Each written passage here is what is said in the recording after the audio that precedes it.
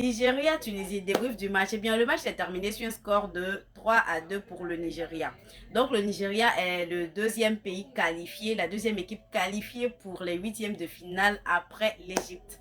Eh bien, le match, il y a eu des rebondissements. D'abord, nous avons eu un premier but hors jeu de Victor Osimhen.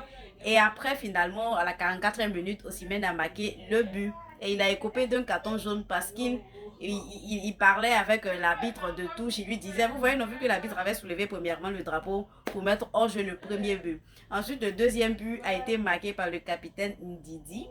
Et enfin, Ademola Lookman a clos le spectacle en mettant le troisième but. Et là, on était à la 67e minute. Ensuite, les Tunisiens ont arraché un premier but. Donc, ça faisait 3-1. Et après ça, le deuxième but est venu sur penalty avec le bras d'un joueur nigérien qui a touché la balle. Donc le penalty a été accordé alors que ce penalty, il était discutable.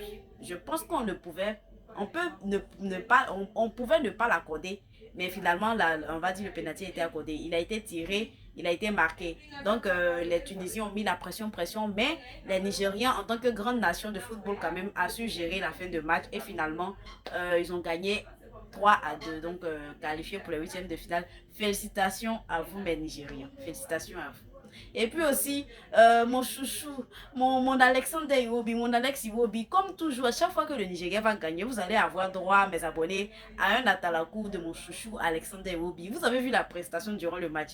Du genre, l'attaque peut se reposer sur lui, la défense peut se reposer sur lui. Il est partout. Oh, vraiment. En tout cas, aujourd'hui, comme homme du match, je vois comme homme du match, ça serait difficile à donner, mais en tout cas, félicitations à mes Nigériens.